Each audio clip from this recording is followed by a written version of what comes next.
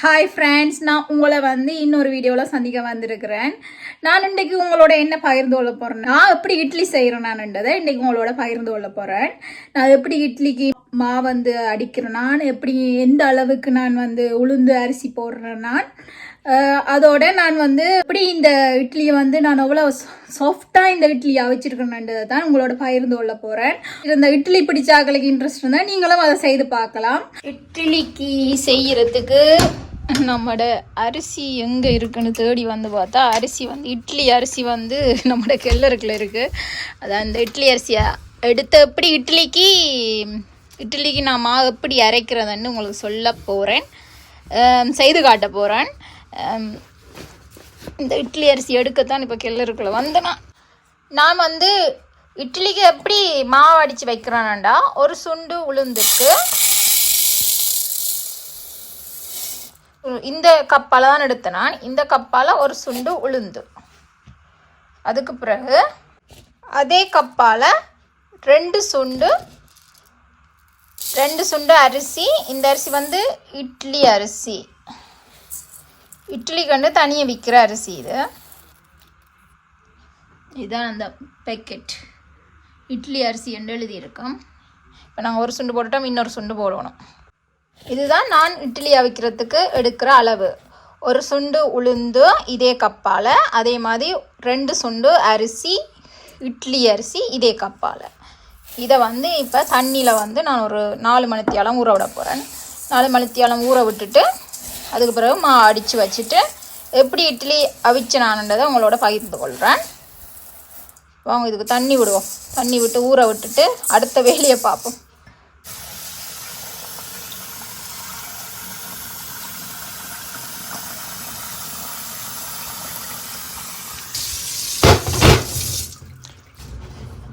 வேறு இப்படியே ஊறிக்கொண்டு இருக்கட்டும். இதை மூடி வச்சு விட்டால் சரியா 4 மணிக்கு அடித்து வச்சு விட்டேன்னா நாளைக்கு பின்னேரம் நல்ல மல்லிகைப்பூ மாதிரி இட்லி சுடலாம். இப்படி தான் நான் இட்லி அவிக்கிறேன்னா. இது முழுக்க இந்தியா முறைப்படி அவிக்கிற இட்லி.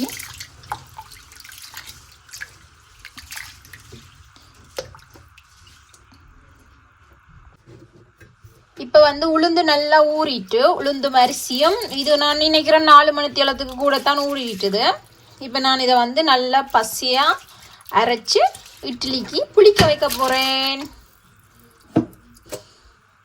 நான் இந்த ஊற வச்ச அரிசியையும் உளுந்தையும் நல்லா பசியாக அடித்து எடுத்துட்டேன். இப்போ இந்த பதத்தில் தான் நான் அடித்து எடுத்தேன். நான் இந்த மாவுலேயே நான் தோசையும் சுடுவேன். இந்தியன் பேப்பர் தோசை மாதிரி இந்த மாவுலேயே சுடுவேன். இந்த மாவு இட்லியும் சுடலாம், இந்த மாவு தோசையும் செய்யலாம். அதனால் நான் கூடுதலாக வெள்ளை தோசை, அதுவும் இந்த பேப்பர் தோசை சுடையக்க நான் இட்லி மாவுக்கு அரைக்கிற மாவுலேயே நான் தோசையும் சுடுவேன். நான் உங்களுக்கு சுட்டு காட்டுறேன் எப்படி தோசையும் நான் சுடுறேன். நான் அடுத்தது நீங்கள் மாவு அடிக்கும்போது நல்ல குளிர் தண்ணியில் தான் இந்த இட்லி மாவை அடிக்கணும். நான் கூடுதலாக தோசைக்கோ இட்லிக்கோ அடிக்க நல்ல குளிர் தண்ணி விட்டு அடித்தா நல்ல மாவு சாஃப்டாக வரும். உங்களுக்கு இட்லியோ தோசையோ நல்ல பதமாக வரும். இப்போ நான் நல்லபடியாக இந்த இட்லி மாவை ரெடி பண்ணிட்டேன். இது இட்லி மாவுன்னு நான் சொல்ல மாட்டேன், இது தோசைக்குரிய மாவும் இட்லிக்குரிய மாவும். நான் இப்படித்தான் இந்தியாவில் செய்து பழகின மாவு இது. கூடுதலாக அன்றைக்கு செய்யக்க ஸ்ரீலங்கா தோசை செய்த அது போட்டேன் நான். அந்த வீடியோ ஸ்ரீலங்காவில் எப்படி செய்கிறதுண்டு. இது இந்தியாவில் தச்சரு இட்லி அரிசி உங்கள்கிட்ட எடுக்க முடியாட்டி நீங்கள் பாஸ்மதி ரைஸும் போட்டு ஊற வச்சு அடிக்கலாம். எப்படி இந்த இட்லி நாளைக்கு புளிச்சு நாளைக்கு நான் எப்படி இந்த இட்லியை செய்ய போகிறேன்னு அதையும் உங்களோட அப்படியே வீடியோட பகிர்ந்து கொள்கிறேன். இதுதான் செய்முறை.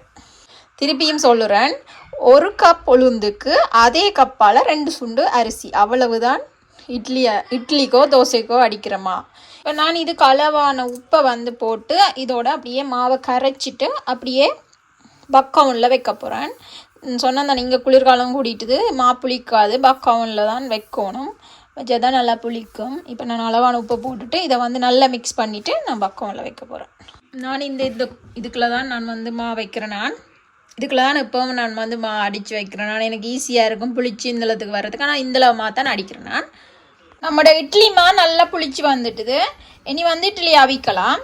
நான் இட்லி அவிச்சிட்டு உங்களுக்கு காட்டுறேன் எப்படி வந்தது இட்லியண்டு. இப்போ வந்து நம்மளோட இட்லி மா வந்து நல்லா புளிச்சு வந்துட்டுது. உங்களுக்கு பார்க்கவே தெரியுது வித்தியாசம். குட்டி குட்டி போல்ஸாக இருக்கும். இப்போ இதில் இட்லி செஞ்சால் நல்ல பஞ்சு மாதிரி இட்லி உங்களுக்கு வந்து சேரும். எப்பவும் முதல் சொன்ன மாதிரி தான், நான் அளவெடுக்க சொன்ன மாதிரி தான், 1 கப் உளுந்துக்கு 2 கப் அரிசி, இட்லி அரிசி எடுத்து நான். அதே மாதிரி நீங்கள் 2 கப் உளுந்து எடுத்தீங்கன்னா 4 கப் இட்லி அரிசி எடுத்து நல்லா குளிர் தண்ணியில் அடித்து வைங்கோ. இந்த பதத்துக்கே அடியுங்கோ. இந்த பதத்துக்கு அடித்து கொஞ்சம் உப்பு போட்டு அந்த மாவுக்கு அளவான உப்பை போட்டுட்டு அப்படியே இப்போ ஸ்ரீலங்காவில் இருக்கிறவ வெளியில் வைக்கலாம். அதுவே இங்கே குளிர் பிரதேசங்களில் இருக்கிற வந்து கூடுதலாக நாங்கள் பக்கமில் தான் வைக்கிறோம். நாங்கள் அப்போ தான் புளிக்குமா. இப்போ பார்த்தீங்களா அந்த குட்டி குட்டி போல்ஸ் வந்ததுன்னா நல்லா புளிச்சுட்டுன்னு அர்த்தம். இப்போ நாங்கள் இட்லி ஊற்றி பார்ப்போம் எப்படி வருதுண்டு. மல்லிகைப்பூ மாதிரி இட்லியும் அவிச்சு அதுக்கு நல்ல ஒரு சாம்பாரும் நல்ல தண்ணி சாம்பார் தான் வச்சுருக்கிறேன், இந்தியாவில் வைக்கிற மாதிரி. சாம்பாரும் வச்சுட்டு அதோட நான் வந்து சட்னியும் அரைச்சிட்டேன். இப்போ வந்து நாம் இட்லியை டேஸ்ட் பண்ணுவோம். அதோட இட்லியும் அவிஞ்சிட்டு, இட்லி வந்து நல்ல சாஃப்டாக அவிஞ்சிடுது. இது வந்து இப்போ தான் இறக்கினான். இப்போ வந்து நான் செய்த இட்லி மாவில் எப்படி இட்லி வந்திருக்குன்னு பாருங்கள். நான் சொன்னேன் தானே நல்ல சாஃப்டாக வரும் இந்த இட்லி, நல்ல சாஃப்டாக. இங்கே நான் பின்னுக்கு நான் இது போட்டுனான், நெய் போட்டு தான் இட்லி ஊற்றினான். பாருங்க இவ்வளோ சாஃப்டாக வந்திருக்கண்டு பிச்சு காட்டுறணுண்ட.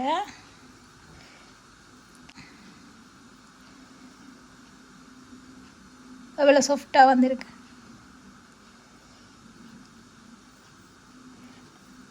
கட்டாயம் நீங்களும் இப்படி ஒரு நாளைக்கு செய்து பாருங்க. இதுக்கு ரவை ஒன்றுமே போட தேவையில்லை. சிம்பிளாக டக்குன்னு வேலை முடிஞ்சிடும். அடித்து வைக்கிறது மட்டும்தான், ஊற வைக்கிறது அடித்து வைக்கிறது அவ்வளவுதான். பாருங்க நான் செய்த இட்லியை நல்ல சாஃப்டாக வந்திருக்கலாம்.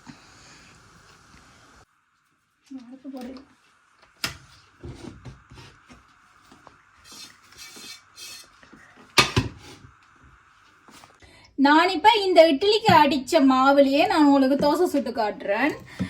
நான் இட்லிக்கு வைக்கிற மாவுலேயே தோசை சுடுறேன் நான். அது வந்து இந்தியா தோசை, ஸ்ரீலங்கா தோசை இல்லை, இந்தியா தோசை. இப்போ உங்களுக்கு அதை தான் சுட்டு காட்ட போகிறேன். சின்ன தோசையாக தான் வரும், என்னோட சின்ன குட்டி சட்டி தான் இருக்கு. ரெண்டாலும் சுடுவோம்.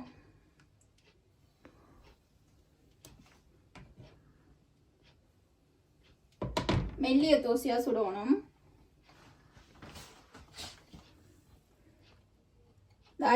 அடிக்கரண்டியால் தேய்ச்சி கொண்டு வந்ததான் மெல்லிய தோசை உங்களுக்கு கிடைக்கும்.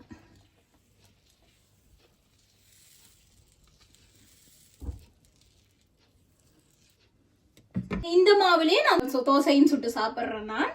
இப்போ இந்த தோசை எப்படி வருதுன்னு பாருங்க. நான் இப்போ இந்த தோசைக்கு வந்து நெய் விட்டு தான் சுட போறேன்.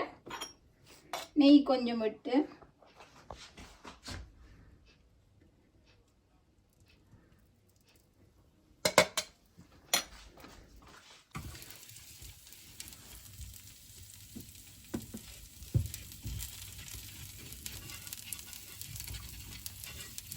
இதுதான் அந்த பேப்பர் தோசை.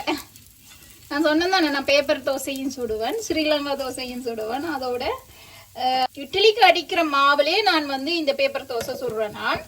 அது நல்ல இதாக வரும். தோசையை திருப்புறது கரண்டி எடுத்து கொண்டு வந்தேன் நான். பாருங்க எப்படி திருப்புறேன் நான் இந்த தோசையை.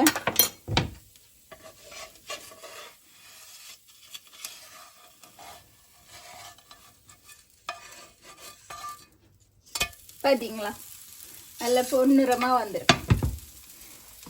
நல்ல வடிவான தோசை சுட்டுட்டேன். உங்களுக்கும் இது யூஸ்ஃபுல்லாக இருக்கும். இட்லிக்கு அடிக்கிற மாவுலேயே நீங்கள் தோசையும் சுடலாம், இட்லியும் சுடலாம். சுட்டு சாப்பிட்டு பாருங்க எப்படி இருக்குன்னு. வாங்க நாங்கள் இப்போ தோசை சாப்பிட்டு பார்ப்போம், தோசையும் இட்லியையும் சாப்பிட்டு பார்ப்போம் எப்படி இருக்குன்ட்டு. இப்போ நான் சுட்ட தோசையை சாப்பிட்டு பார்க்க போகிறேன். உண்மையாக சொன்னால் நம்ப மாட்டீங்க. பாருங்கள் இவ்வளோ பேப்பர் தோசையாக சுட்டுருக்குறேன்.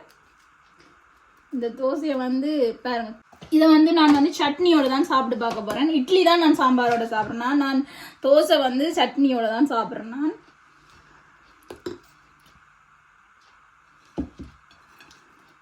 சாப்பிட்டு பார்ப்போம் எப்படி இருக்குன்னு. பாருங்க, சொன்ன நம்ப மாட்டீங்க, அப்படியே பேப்பர் மாதிரிங்க கரடு முரடாக இருக்குது. பார்த்தீங்களா, அப்படியே கரை முரடு சுட்டது அப்படியே இருக்குது. வளமை மாதிரி நான் செய்த மாதிரி நீங்களும் செய்து சாப்பிடுங்க. இப்போ வந்து நான் சாப்பிட போகிறேன், அதுக்கு முன்னால் உங்களுக்கு ஒரு வாய், நீங்களும் எல்லாரும் சாப்பிடுங்க. இப்போ நான் சாப்பிட்றேன், நீங்கள் செய்து சாப்பிடுங்க என்ன, ஆனாலும் உங்களுக்கு ஒரு வாய்.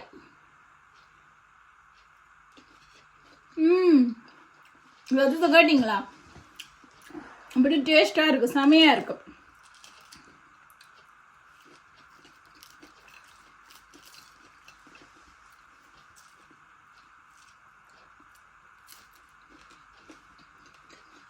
நல்ல டேஸ்டாக இருக்கு. இப்போ இட்லி சாப்பிட்டு பார்ப்போம் எப்படி இருக்காண்டு.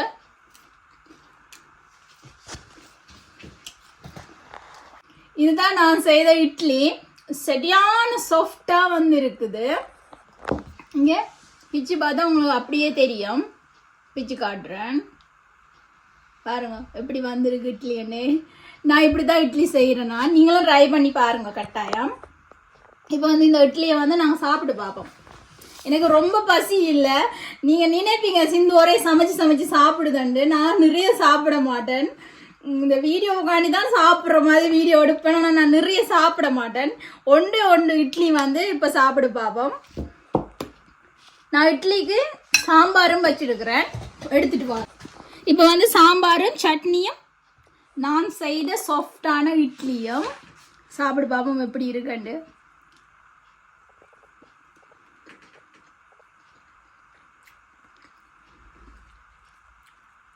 செமையாக இருக்கு, செம சாஃப்டாக இருக்கு.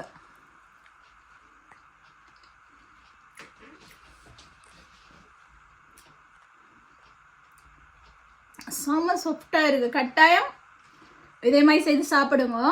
இப்போ நான் இந்த வீடியோவை எண்ட் பண்ணுறேன். நான் உங்களோட இன்னொரு வீடியோவோட உங்களை வந்து சந்திப்பேன். இப்போ உங்களிடம் இந்த விடைபெறுவது உங்கள் அன்பிற்குரிய சிந்து. நன்றி, வணக்கம்.